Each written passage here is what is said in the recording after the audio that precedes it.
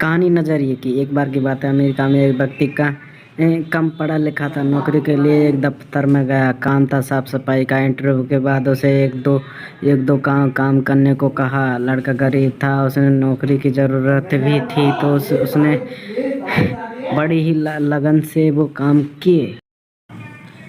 काम देखने के बाद मालिक ने कहा, शाबाश, मुझे तुम्हारा काम बहुत पसंद आया। मैं तुम्हें ये नौकरी देता हूँ। तुम अपनी ईमेल आईडी मुझे दे दो, मैं तुम्हें अपॉइंटमेंट लेटर भेज देता हूँ। लेकिन सर, मैं तो ईमेल आईडी हूँ।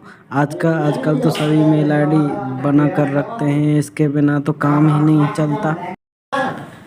सर, मैं बहुत गरीब परिवार से हूँ और कंप्यूटर चला सकने की मेरी औकात नहीं है। कृपया मुझे इस नौकरी पर रख लीजिए। देखो, मैं मानता हूँ कि तुम नौकरी के काबिल हो, लेकिन मैं ज्वाइनिंग ईमेल से ही करवाते हैं, इसलिए तुम जा सकते हो। इतना सुनकर लड़का निराश होकर रास्ते में चलते चलते उसने देखा कि ये औरत सब्जी के बारे में पूछ रही थी। उसके पास टमाटर नहीं थे और औरत बूढ़ी थी और बाजार जा नहीं सकती थी। तभी उसे ख्याल आया। उसने अपनी जेब में हाथ डाला और उसने देखा कि उसके पास $10 बचे हैं। वह तो तुरंत गया, $10 के टमाटर ले आया। उसने वो टमाटर उस बूढ़ी औरत को बेच दिए।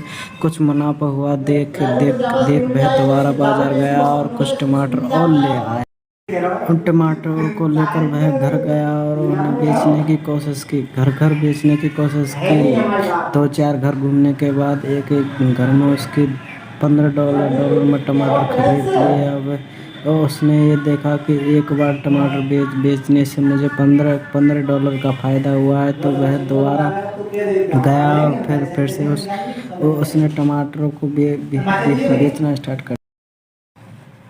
उस दिन उसने अगले दिन टमाटर खरीदने के लिए बाकी के पैसों से खाने का इंतज़ाम किया। अगले उस दिन के बाद कुछ और दिनों तक वह इसी तरह टमाटर बेचता रहा। उसका काम काफ़ी बढ़ चुका था और आगे वह बढ़ता ही जा रहा था। टमाटर लाने के लिए पहले वह किराए पर गाड़ी चलाने लगा।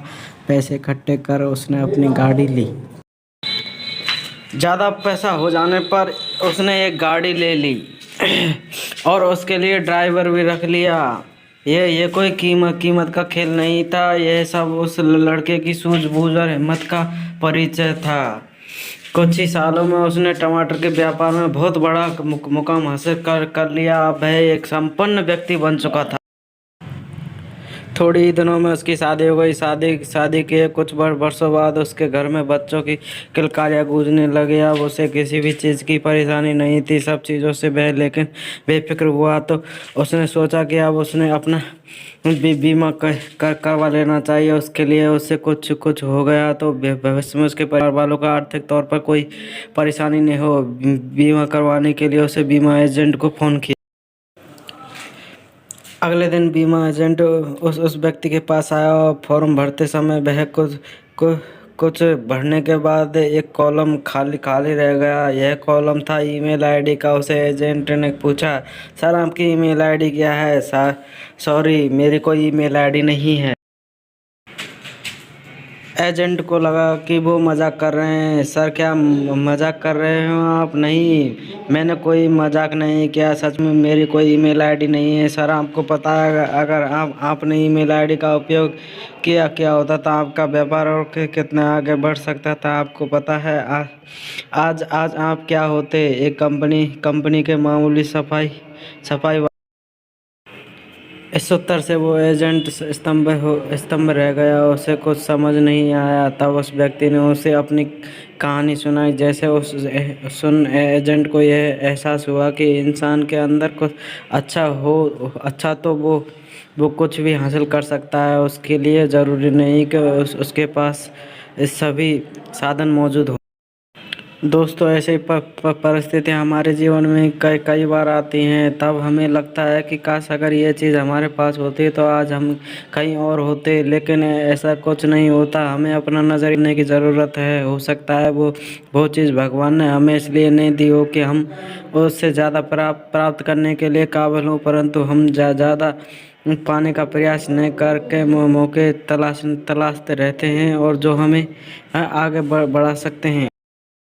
एक बार खुद कोशिश कोशिश तो करो। आप अपना नज़रिया बदल तो देखो, बदल कर देखो। उस बेचारों को बेचारों को अपने मन में तो लाओ। छोड़ दो रोना और उस चीज़ के लिए जो तुम्हारे पास नहीं है, और बदल दो दुनिया को उन चीज़ों से जो तुम्हारे पास है। अगर तुम आज हार नहीं मानोगे तो आने वाले कल तुम्हारा होगा। यही तुमने आज हार मान ली तो आने वाला कल कभी नहीं आ पाएगा। हालातों को दोष देना छोड़िए, कदम बढ़ाइए।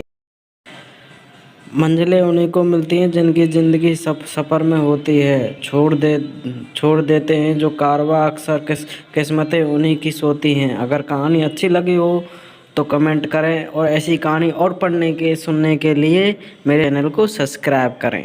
Thank you. कहानीकार अरुण।